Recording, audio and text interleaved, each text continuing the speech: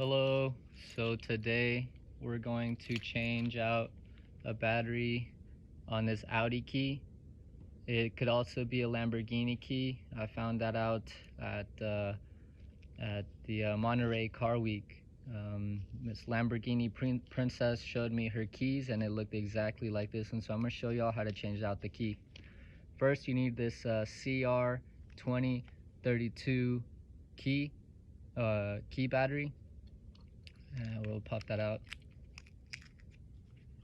That's what it looks like. And then I'm gonna go ahead and disconnect the key from the key fob. Going to depress this button. You're gonna slide out gently.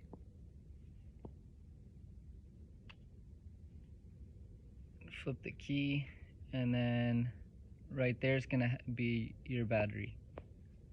Gonna pop that out and then put the new one in.